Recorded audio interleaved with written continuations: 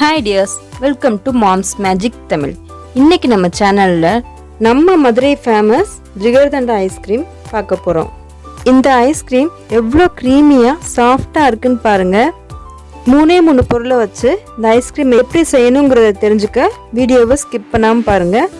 அதுக்கு முன்னாடி நீங்க நம்ம சேனல் மாம்ஸ் மேஜிக் தமிழை புதுசா பார்க்குறவங்களா இருந்தா சப்ஸ்கிரைப் பட்டனை கிளிக் பண்ணி நம்ம சேனலை சப்ஸ்கிரைப் பண்ணிக்கோங்க. கூடவே மறக்காம பெல் ஐகானை கிளிக் பண்ணிக்கோங்க. அப்பதான் நான் எப்போ புது வீடியோ போட்டாலும் உங்களுக்கு நோட்டிஃபிகேஷனில் மெசேஜ் வரும். இப்போ வாங்க ஐஸ்கிரீம் எப்படி பண்ணலான்னு பார்க்கலாம். இந்த ஐஸ்கிரீமோட நேமே பால்கோவா பாலாடை ஐஸ்கிரீம் தான்.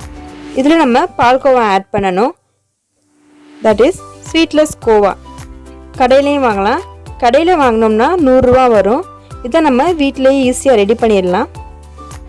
இப்போ இந்த கோவா எப்படி பண்ணலான்னு பார்க்கலாம் வாங்க. ஃபஸ்ட்டு நம்ம இந்த கோவாவை ப்ரிப்பேர் பண்ணிக்கலாம். இதுக்கு நான் 1/2 லிட்டர் பால் எடுத்திருக்கேன். இந்த மாதிரி ஃபுல் ஃபேட் மில்க் எந்த பிராண்ட் வேணால் எடுத்துக்கலாம். நான் இன்னைக்கு ஆவின் பால் தான் எடுத்திருக்கேன். இப்போ நான் இதை பேனில் ஊற்றி காய்ச்சினேன். ஃபஸ்ட்டு ஹையில் வச்சுட்டு பால் நல்லா பொங்கி வர ஸ்டேஜில் சிம்மில் மாற்றிக்கோங்க. சிம்மில் மாற்றிக்கிட்டு ஃபுல்லாக காய்ச்சிக்கிட்டே வாங்க. பால்கோவாக்கு நிறைய பேர் சொல்லுவாங்க. கோவா, கோயா, மாவா, இந்த மாதிரி இதுக்கு ஒவ்வொரு இடத்துலையும் ஒவ்வொரு பேர் இருக்கு. எப்படி வேணாலும் நம்ம சொல்லிக்கலாம்.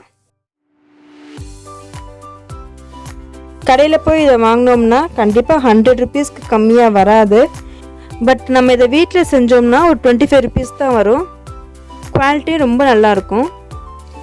சிம்மில் வச்சுட்டு நல்லா பாலை கிண்டி விட்டுட்டே வாங்க.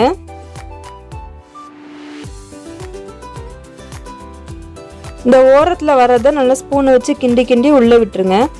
எப்படி ஃபுல்லாக வத்துற வரைக்கும் செஞ்சுக்கிட்டே இருக்கணும். தண்ணிலாம் பாலில் ஆட் பண்ணக்கூடாது. இந்த பால் அப்படியே நல்லா சுண்டி ட்ரை ஆகிற வரைக்கும் நம்ம இதை காய்ச்சிக்கிட்டே இருக்கணும். இப்போ பால் ஓரளவுக்கு நல்லா திக்காகிடுச்சு. இன்னும் ஒரு 5 மினிட்ஸில் இது ரெடி ஆயிரும். இதில் நம்ம சுகர்லாம் ஆட் பண்ணக்கூடாது. நம்ம ஐஸ்கிரீமில் சுகர் ஆட் பண்ண போகிறோம். ஸோ நம்ம இந்த கோவாவில் சுகர் ஆட் பண்ண தேவையில்லை. இந்த கோவாவை நிறைய ஸ்வீட் ரெசிபீஸில் நம்ம யூஸ் பண்ணலாம். குலோப் ஜாமுன், பால்கோவா, இந்த மாதிரி நிறைய ஸ்வீட்ஸில் இந்த கோவா யூஸ் பண்ணுறாங்க. இந்த கோவா யூஸ் பண்ணோம்னா ஸ்வீட்டில் ஒரு ரிச்னஸ் கொடுக்கும். ஸ்வீட்டுமே ரொம்ப டேஸ்டியாக இருக்கும். இப்போ பால் நல்லா வத்திருச்சு. இது இன்னும் கொஞ்சம் ட்ரை ஆகிற வரைக்கும் நம்ம வச்சுருக்கணும். ஃபுல்லாக சிம்லேயே வச்சு பண்ணுங்கள்.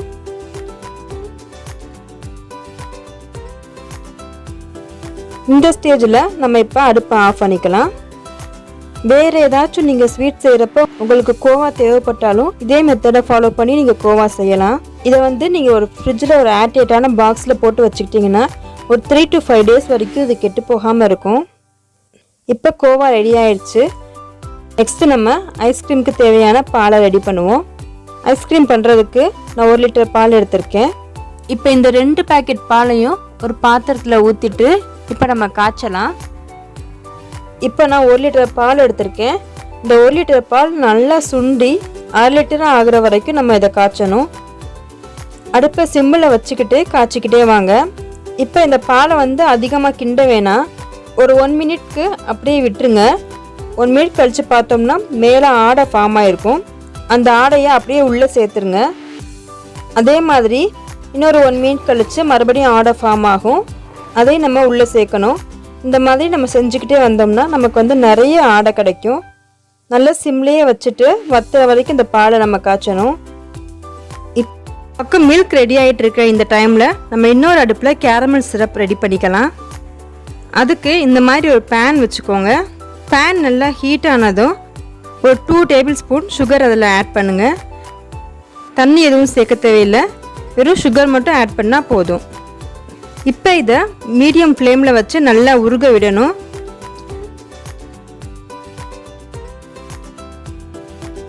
சுகர் நல்லா மெல்ட் ஆகி இந்த மாதிரி தண்ணி மாதிரி வரும். சுகர் மெல்ட் ஆனதும் ஃப்ளேமை சிம்மில் வச்சுருங்க. சுகரோட கலர் கொஞ்சம் கொஞ்சமாக சேஞ்ச் ஆகிட்டே வரும். நல்லா ப்ரௌனிஷாக வந்தால் தான் இந்த ஐஸ்கிரீமோட ரியல் கலர் நமக்கு கிடைக்கும். ஸோ இது ப்ரௌனிஷ் ஆகிற வரைக்கும் நல்லா கிண்டிக்கிட்டே இருங்க. ரொம்ப டார்க் ப்ரௌன் ஆக்கிடாதீங்க. இந்த மாதிரி வந்ததுக்கப்புறம் இப்போ நம்ம வாட்டர் ஆட் பண்ணிக்கலாம். வாட்டர் ஆட் பண்ணுறப்ப ரொம்பவே கேர்ஃபுல்லாக ஆட் பண்ணுங்கள். இது ரொம்ப ஹீட்டாக இருக்கும், ஸோ மேலே தெறிக்கிறதுக்கு சான்ஸ் இருக்குது. கேர்ஃபுல்லாக கொஞ்சம் கொஞ்சமாக வாட்டர் ஆட் பண்ணுங்கள். இதை அப்படியே கிண்டிக்கிட்டே இருங்க.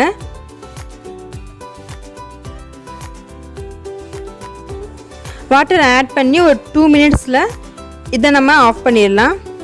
அவ்வளோதான், கேரமல் சிரப் ரெடி ஆயிடுச்சு. இப்போ பாலுமே நல்லா சுண்டி வந்துடுச்சு. 1 லிட்டர் பால் அப்படியே பாதியாக 1/2 லிட்டராக குறைஞ்சிருச்சு. இந்த ஸ்டேஜில் 2 டேபிள் ஸ்பூன் சுகர் இதில் ஆட் பண்ணுங்கள். அடுப்பை ஆஃப் பண்ண வேணாம். சுகர் ஆட் பண்ணிவிட்டு நம்ம செஞ்சு வச்சுருக்க கோவாவை இதில் ஆட் பண்ணிடுங்க. கோவா ஆட் பண்ணிவிட்டு நல்லா மிக்ஸ் பண்ணிக்கிட்டே இருங்க. அதுக்கப்புறம் நம்ம செஞ்சு வச்சுருக்க கேரமல் சிரப்பை இதில் ஆட் பண்ணிக்கோங்க. உங்களுக்கு எவ்வளோ கலர் வேணுமோ அந்த அளவுக்கு பார்த்து ஆட் பண்ணுங்கள். ரொம்ப ஆட் பண்ணிங்கனாலும் கலர் ரொம்ப டார்க் ஆயிரும். ஸோ கொஞ்சம் கொஞ்சமாக இதை பார்த்து ஆட் பண்ணுங்கள். நாம் இப்போ இந்த பாலில் கோவா அப்புறம் சுகர் கேரமல் 3மே ஆட் பண்ணிட்டோம். இது நல்லா உள்ளக்க மிக்ஸ் ஆகணும். ஸோ ஒரு 5 மினிட்ஸ் மட்டும் சிம்மில் வச்சுட்டு அடுப்பை ஆஃப் பண்ணிடுங்க. இதை அப்படியே கொஞ்சம் நேரம் ஆற விட்டுருங்க. ஆறினதுக்கப்புறம் நன்னாரி சிரப் ஒரு 2 டேபிள் ஸ்பூன் இதில் நம்ம ஆட் பண்ண போகிறோம். நன்னாரி சிரப் இந்த ஐஸ்கிரீமுக்கு ஒரு நல்ல ஃப்ளேவரும் ஸ்வீட்னஸும் கொடுக்கும். ஸோ நன்னாரி சிரப் ஒரு 2 டேபிள் ஸ்பூன் இதில் ஆட் பண்ணிக்கோங்க. வேறு எந்த எசன்ஸும் தேவையில்லை. இப்போ இதை நான் மிக்சியில் போடுறேன். ரொம்ப அரைக்கணும்னு தேவையில்லை, ஒரு 2 சுற்று சுற்றுனா போதும்.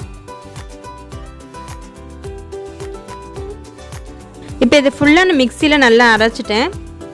இப்போ இதை ஒரு ஏர்டைட்டான பாக்ஸில் மாற்றிட்டு ஃப்ரீசரில் ஒரு 2 ஹவர்ஸ் வைக்கணும். 2 ஹவர்ஸ்க்கு அப்புறம் வெளியே எடுத்துட்டு மறுபடியும் மிக்சியில் அரைக்கணும். ரொம்ப அரைக்க தேவையில்லை, ஒரு 2 to 3 பல்ஸ் கொடுத்தா போதும். இப்போ நான் செகண்ட் டைமும் மிக்சியில் அரைச்சிட்டேன். இப்போ மறுபடியும் அதே பாக்ஸில் போட்டு நான் ஃப்ரீசரில் ஸ்டோர் பண்ணுறேன். இதை நம்ம 2 டைம்ஸ் அரைச்சிட்டோம். கம்பல்சரி நீங்கள் செகண்ட் டைம் ஐஸ்கிரீம் அரைக்கணும். அப்படியே அரைக்காமல் விட்டிங்கன்னா உங்களுக்கு க்ரீமியான ஒரு ஐஸ்கிரீம் கிடைக்காது. 4 to 5 ஹவர்ஸ் கழிச்சு இப்போ நம்ம இதை எடுத்து பார்ப்போம். ஐஸ்கிரீம் நல்லா ரெடி ஆயிடுச்சு. நல்லா ஸ்மூத்தாக இருக்குது ஐஸ்கிரீம். ஐஸ் கிறிஸ்டல்ஸ் ஒன்று கூட இதில் இல்லை. மோஸ்ட்லி பாலை நல்லா வற்ற விட்டு செஞ்சோம்னாலே ஐஸ் கிறிஸ்டல்ஸ் வராது. இதோட டெக்ஸ்சருமே ரொம்ப சூப்பராக இருக்குது. நம்ம கடையில் வாங்குகிற அந்த ஐஸ்கிரீம் மாதிரியே தான் இது இருக்குது. டேஸ்ட்டு ஸ்மெல்லு எல்லாமே நம்ம இந்த கீழே வாசல் ஜிகர்தண்டா கடையில் வாங்கினா எப்படி இருக்கும் அதே மாதிரி தான் இருக்குது. ஒரே ஒரு தடவை நீங்கள் மிக்சியில் போட்டு அரைச்சிட்டு நீங்கள் எடுத்து பார்த்தீங்கன்னா அது க்ரீமியாக இருக்காது. செகண்ட் டைம் நம்ம கண்டிப்பாக இந்த மிக்சரில் போட்டு அரைக்கணும். அரைச்சிட்டு மறுபடியும் நம்ம ஃப்ரிட்ஜில் ஸ்டோர் பண்ணணும். இஃப் சப்போஸ் உங்களுக்கு 5 to 6 ஹவர்ஸில் இது செட் ஆகலைன்னா ஓவர் நைட் அப்படியே விட்டுருங்க. அப்புறம் எடுத்து பார்த்தோம்னா இந்த ஐஸ்கிரீம் நல்லா செட் ஆகிருக்கும். ஐஸ்கிரீம் ஃப்ரீஸ் ஆகிறது ஒவ்வொரு ஃப்ரிட்ஜோட கெப்பாசிட்டியை பொறுத்து அமையும். சில ஃப்ரிட்ஜில் டக்குன்னு ஃப்ரீஸ் ஆகிடும், சில ஃப்ரிட்ஜ் கொஞ்சம் டைம் எடுக்கும். ஃபஸ்ட் டைம் நீங்கள் ஒரு 2 to 3 ஹவர்ஸில் எடுத்துகிட்டு அரைச்சிடுங்க. செகண்ட் டைம் நீங்கள் ஃப்ரீஸ் பண்ணுறப்ப அது நல்லா ஃப்ரீஸ் ஆகிற வரைக்கும் நீங்கள் ஃப்ரிட்ஜிலே வச்சுருங்க. ஃப்ரீஸ் ஆனதுக்கப்புறம் எடுத்து பாருங்கள், ஐஸ்கிரீம் சூப்பராக இருக்கும். இந்த வீடியோ உங்களுக்கு பிடிச்சிருந்துச்சுன்னா லைக் பண்ணுங்கள், ஷேர் பண்ணுங்கள். கூடவே மறக்காமல் நம்ம சேனல் மாம்ஸ் மேஜிக் தமிழை சப்ஸ்கிரைப் பண்ணிடுங்க. தேங்க்யூ.